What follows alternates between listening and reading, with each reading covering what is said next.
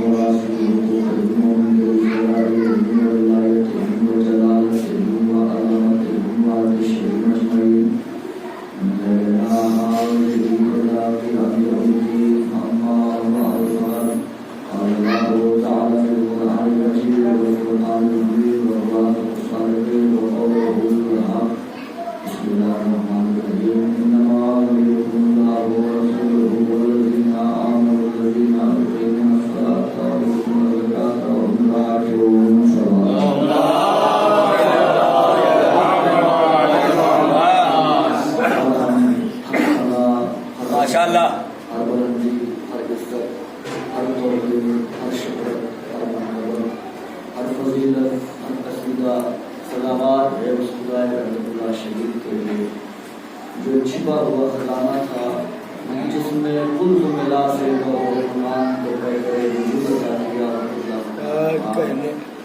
جس میں تخلیق کیا اور ایک ادائے کل کے ذریعے چشم رمن سے بھی کم چندی عالم آئے معلوم کو قدمان عدم سے نکال کر سبحان اللہ آسان درود اور سلام ہو ان انوار مقدسان پر ذات واجب نے اپنی معرفت کے لیے اپنے نور سے خلق فرمایا. وہ انوار جو اس کی اندی اپنے یقین تھے اس کی حیثیت کو نشر کرنے کے لیے دنیا میں درواگر ہوئے لوگوں کو توحید کی طرف دعوت دی اور بات درج کر کے اس کے نور میں ضم ہوئے. خدا مدعونا شریف کی سب سے بڑی حمد اور ثنا یہ ہے کہ وہ ہستیوں کا خالق ہے جو فرش پہ منتظر کے سر محمد زندہ باد. خدا مدعونا شریف کے واجب الوجود ہونے پر دلیل کے لیے بس یہی کہہ دینا کافی ہے کہ وہ ہستیاں اس کو سجدہ کرتی ہیں جن کے لیے شافعی جیسا امام اعظم اپنی پوری زندگی کہتا رہا کفافی فضل مولانا علی وبعد الشافعی لیس یدری علی ربہ رب اللہ. شافعی پوری زندگی کوشش کرتے رہے لیکن سمجھ نہ سکے ان کا رب اللہ ہے یا ان کا رب علی ہے. میں ہزاروں بار رہا ہوں اور ان کی تحریر کے چاروں کے سلمان کے نالائن کے تسموں سے لپٹی ہوئی خاک پاک کے ذروں کو اپنے چہرے پر ملتا ہے اور مسلمان دنیا ادراک معرفت کے تخت پر تاج اپنے ماتھے پر سجا کر میری طرف ابن حنیف سے نگاہ کر دے تب کہیں ممکن ہے کہ مانوار خدا کی شان کچھ بولے. صلوات پڑھو محمد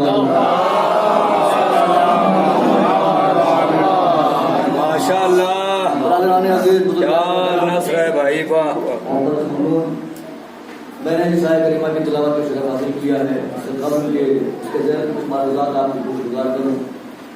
امید طور پر کلمات آپ کی طرف ارسال کرنا چاہتا ہوں. محفوظ کیجیے گا اسے.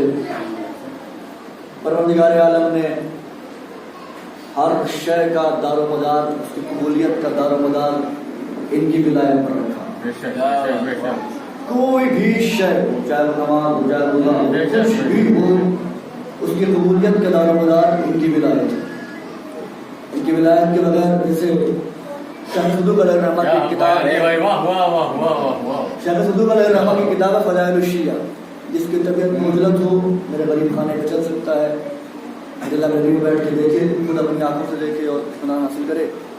उसमें इमाम से पूछा गया, मौला कायनात की सबसे बड़ी नेकी क्या है, सबसे बड़ा गुनाह क्या है?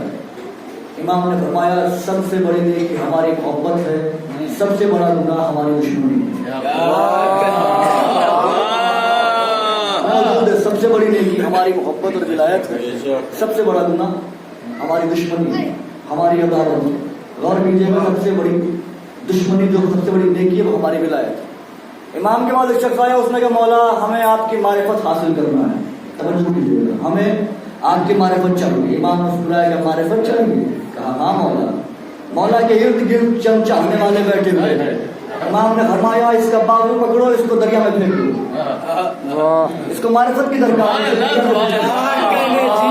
चाहने वालों ने उसका बाजू पकड़ा, उसे दरिया में फेंक दिया। उसने तैराकी के एतबार से, उसके जाविये से अपने आप को बचाया, बाहर निकला। क्या मौला मैं आपसे मारिफत तलब कर रहा हूँ? इमाम ने फरमाया मारिफत नहीं हुई।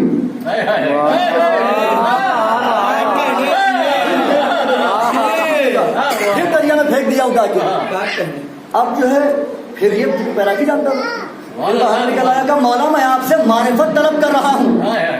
इमाम मुस्कुराए, अभी इसको मारिफत नहीं हुई, इस बार इतनी दूर फेंको कि निकल ना पाए। अभी इसको मारिफत नहीं हुई, इस बार इतनी दूर फेंको कि निकल ना पाए। चाहने वालों ने इसे इतनी दूर फेंक दिया कि अपनी पूरी ताकत लगाने के बावजूद भी वो निकल नहीं सका। अब वो वक्त आया कि वो डूबने लगा। जब वो डूबने लगा, लोगों ने देखा डूबते हुए, उसके बाद अचानक वो निकला और सीधे आया इमाम के कदम बोसी की।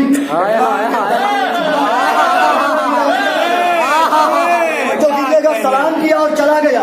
लोग हैरान, जो उसे बार बार दरिया में फेंक रहे थे। मौला ये तो बार बार आके शिकवा कर रहा था कि मारिफत चाहिए, ये आखिर अब की क्या हुआ जब ये डूब रहा था? अब की तो और शिकवा करना चाहिए था इसको। क्या मारिफत मिल गई इसको? इमाम ने कहा उसको बुला के पूछो। वो जा रहा था, इन लोगों ने उसे आवाज दी, भाई कहाँ जा रहे हो? ठहरो। रुका, मारिफत मिल गई? कहा हाँ मारिफत मिल गई। कहा अजीब बात, जब तक डूबे नहीं मारिफत नहीं मिली, डूबने लगे तो मारिफत मिल गई। क्या बात है। इमाम के पास लेके आए, मौला समझ में नहीं आई बात, इसे मारिफत कैसे मिली? ये मारिफत है क्या जो इसे हासिल हो गई? इमाम ने कहा इससे मारिफत हासिल हुई है, इसी से पूछो। नहीं, जुमला आपके इमाम का है, इसे मारिफत हासिल हुई है, इससे पूछो। चाहने वालों ने कहा भाई तुझे मारिफत हुई कैसे? तुझे क्या मालूम चला? तुझे क्या इरफान हो गया? क्या पहचान हो गई? उसने कहा देखो भाई, 2 बार तुमने मुझे दरिया में फेंका, 2 बार मेरी हदें उस हद में था कि मैं निकल आऊं, मेरी ताकत साथ दे रही थी कि मैं बाहर आ जाऊं, लेकिन तीसरी बार तुमने मुझे इतनी दूर फेंका कि मेरी ताकत ने जवाब दे दिया, मैं निकल नहीं पाया। क्या मारिफत कैसे हुई? क्या जब मैं निकल नहीं पा रहा था उस वक्त भी मुझे ऐसा लग रहा था कोई जात है जो मुझको लग रहा था कि कोई जात है जो बचा सकती है। बस जैसे ही मुझे एहसास हुआ, मैं समझ गया वो जात अल्लाह की है। बस मैंने अल्लाह के सामने दस्ते दुआ बुलंद किया, ए मेरे अल्लाह मुझे बचा ले। उधर मैंने उसे आवाज दिया, मैंने देखा दरिया के हर कोने पर मेरा मौला खड़ा हुआ आवाज दे रहा है,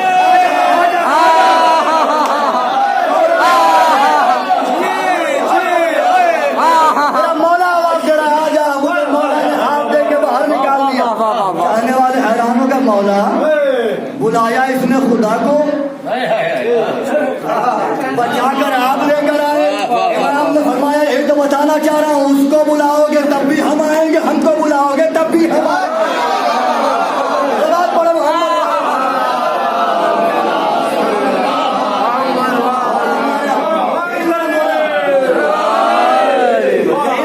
मेरे कहना जब बज़ाहिर दुनिया में आया, लफ्जों की एहतियात देखिएगा, बज़ाहिर दुनिया में जब मेरे मौला ने कदम रखे, जनाब अबू तालिब 13 रजब को मौला का नाम है, नमाज फजर के वक्त एक पादरी था जो बच्चों का जायजा खींचता था।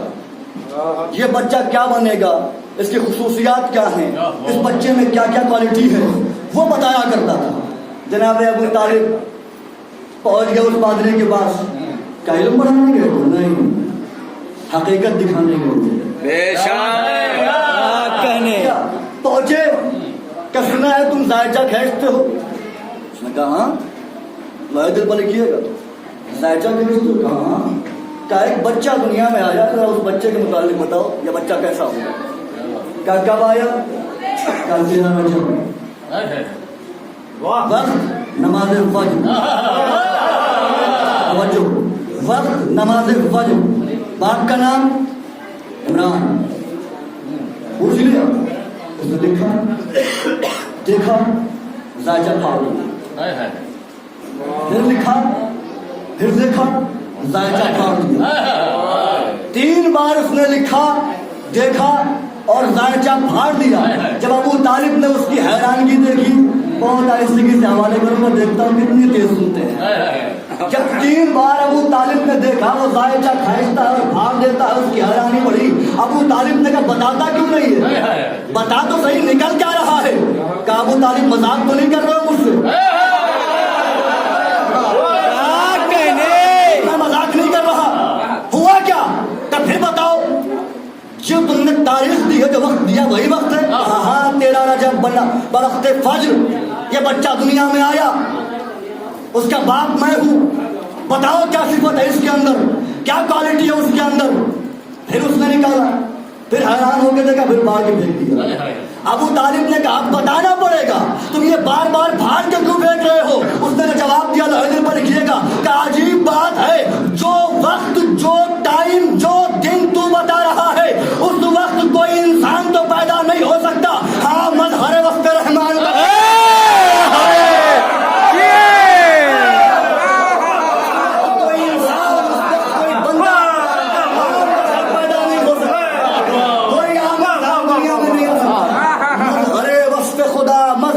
رحمان اتر سکتا ہے.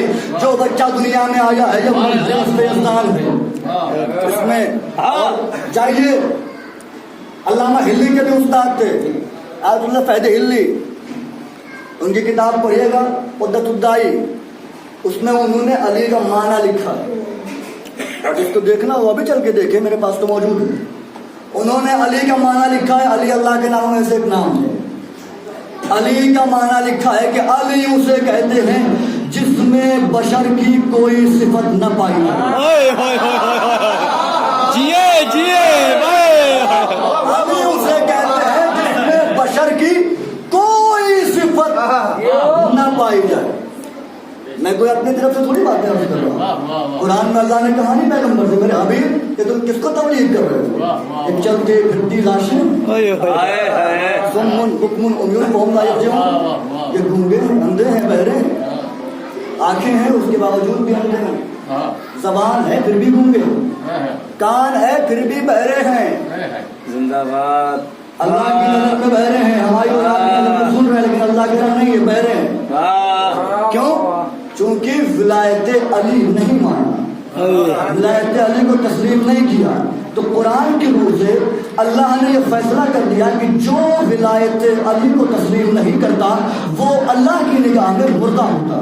کیا کہنے؟ جو ولایت علی کو تسلیم نہیں کرتا, جو منکر ولایت علی ہے وہ مردہ ہے. توجہ, جو منکر ولایت علی ہے, ناظم انقلاب صاحب توجہ کیجیے گا, جو منکر ولایت علی ہے وہ مردہ ہے, وہ مردہ ہے. جو حامی ولایت علی ہے وہ زندہ ہے. جملہ حوالے کر رہا ہوں, جو ولایت علی ہے اللہ کی نگاہ میں جب وہ زندہ ہونے کے باوجود مردہ ہے تو میں کہہ سکتا ہوں جو حامی ولایت ہے وہ مرنے کے بعد زندہ ہے.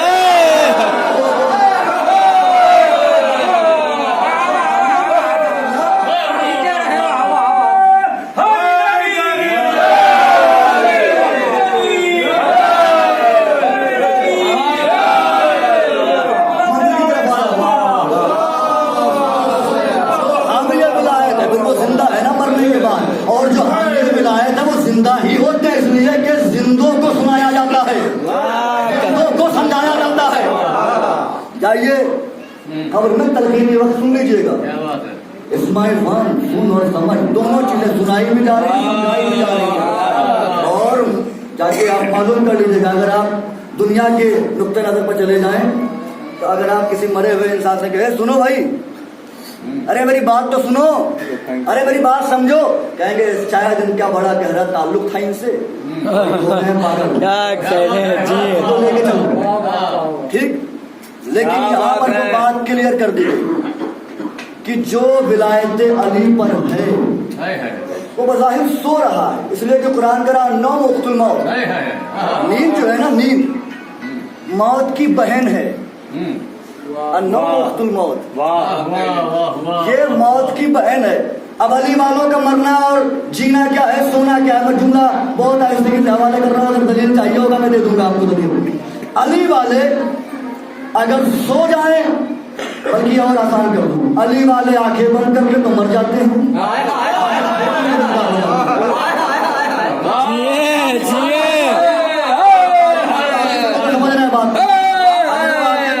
تو مردہ, آنکھیں کھول لے زندہ. یہ ہے ان کی موت کا مسئلہ. تو منکر ولایت علی اللہ کی نظر میں مردہ ہے, مردہ ہے, مردہ ہے. جو حامی ولایت ہے وہ زندہ ہے. اب اپنے نوجوان دوستوں کے لیے جملہ ہدیہ کر رہا ہوں, جو منکر ولایت علی ہے وہ اللہ کی نگاہ میں مردہ ہے, جو حامی ولایت علی ہے وہ اللہ کی نگاہ میں زندہ ہے. تو جب قرآن نے یہ فیصلہ کر دیا کہ منکر ولایت علی مردہ ہے, حامی ولایت علی زندہ ہے, تو اب میں ڈنکے کی چوٹ پر یہ کہہ سکتا ہوں منکر ولایت مردہ آباد, حامی ولایت زندہ آباد.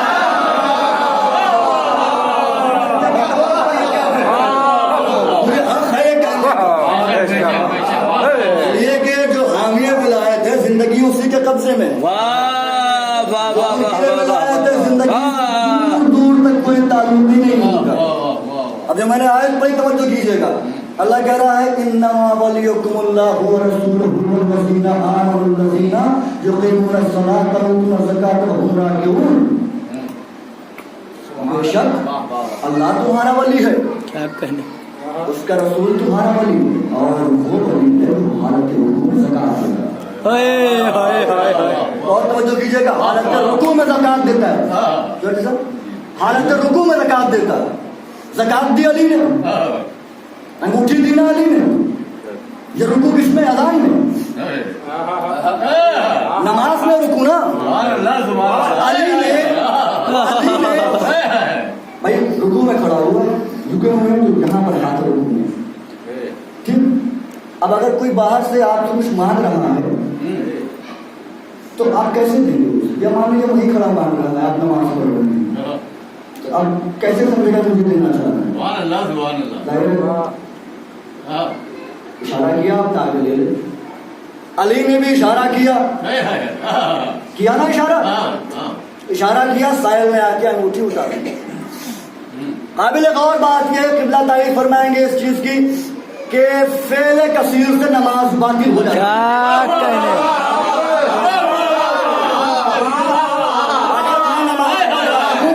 میں نماز پڑھ رہا ہوں اور آ کے زندہ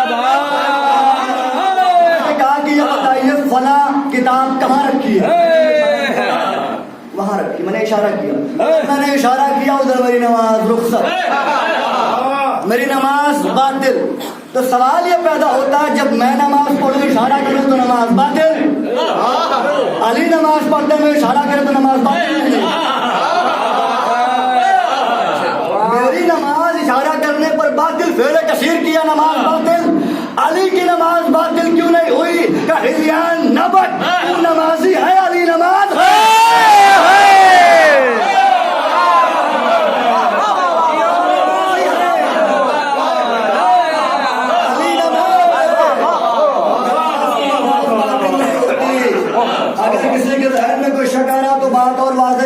قرآن ایک ایسی کتاب ہے جس پر کوئی کتاب رکھی نہیں جا سکتی. قرآن پر اگر رکھا جائے گا تو کوئی سورہ رکھا جائے گا, قرآن پر کوئی دوسری کتاب نہیں آ سکتی, قرآن پر قرآن ہی آئے گا. ویسے ہی علی نماز باقی نہیں ہوئی. مولا کا فرمان آنا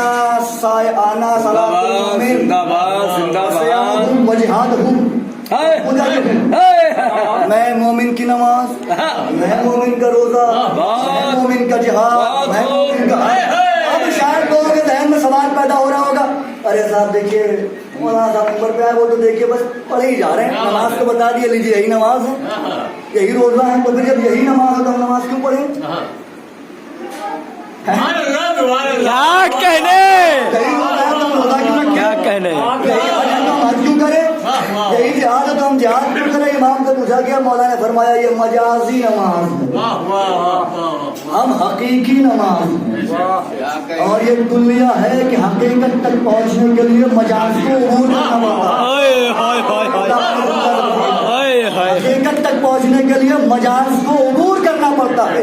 تو اگر ان تک پہنچنا ہے تو پہلے مجازی نمازوں کو ادا کرنا پڑتا ہے. کیا کہنے جیے جیے کہتا کہ اگر کوئی یہ کہتا ہے کہ سیدہ نے کہا ہے کہ ہر عزادار جنت جائے گا, بالکل کہا, بالکل جائے گا, بالکل جائے گا. جو شک کرے اس پر کیا کہنے جیے جیے سیدہ نے کہا ہے کہ جہنم جلا نہیں سکتی, تو جب بیوی نے کہہ دیا نہیں جلا سکتی تو نہیں جلا سکتی. لیکن میں مثال دے دوں, یہ بالکل ایسا ہی ہے. پانی ہے نا, پانی ایک گندا پانی ہے, ایک صاف پانی ہے. آگ جل رہی ہو تو آگ گندا پانی بھی بجھا دے گا, صاف پانی بھی بجھا دے گا. شاید اس سے اچھی وضاحت اور رہنمائی نہ کر پاؤں میں. گندا پانی بھی آگ بجھا دے گا, صاف پانی بھی آگ بجھا دے گا. یہ صرف جوانوں کے لیے پڑھ رہا ہوں. صاف پانی بھی آگ بجھا دے گا, لیکن دونوں پانی میں ایک بنیادی فرق ہے. گندے پانی کو صرف وہی منہ لگائے گا جو خود گندا ہو. صاف پانی کو ہر کوئی پسند نہیں کرے گا. صاف پانی کو ہر کوئی قبول کرے گا, گندے پانی کو ہر کوئی پسند نہیں کرتا, ایکسپٹ نہیں کرتا. توجہ کیجیے, ایکسپٹ نہیں کرتا. اس لیے کہ جو گندا پانی ہوتا ہے وہ صرف آگ بجھا سکتا ہے, لیکن صاف پانی پیاس بھی بجھا سکتا ہے. اب آپ کے اوپر یہ مبنی ہے کہ اپنے وجود کو گندے پانی کی طرح بنا لیجیے, یا اپنے وجود کو صاف پانی کی طرح بنا لیجیے جو معصوم کے پاس پہنچے. اب اگر کوئی یہ سوچ رہا ہے کہ میں تو بہت گنہگار ہو چکا ہوں, میں تو بہت گندا پانی ہوں, تو پریشان ہونے کی ضرورت نہیں, فلٹر مشین بھی آتی ہے. اور یہ نیکیاں, یہ اعمال, یہ آپ کے لیے فلٹر مشین ہی تو ہے جو آپ کو پاک کریں گے, جو آپ کو طیب بنائیں گے. تو یہ مجازی نماز, یہ حقیقی نماز. توجہ کیجیے گا. اب علی نے حالت رکوع میں دی زکات. سب سے قابل غور جو نکتہ ہے وہ یہ ہے, علی کے لیے مشہور ہے کہ علی کے اگر میدان جنگ میں کوئی تیر لگ جاتا تھا تو اس وقت کوئی نہیں نکالتا. انتظار کرتے تھے لوگ کہ علی مسلح پر آئے. جب علی حالت نماز میں ہو تو یہ تیر کھینچا جائے.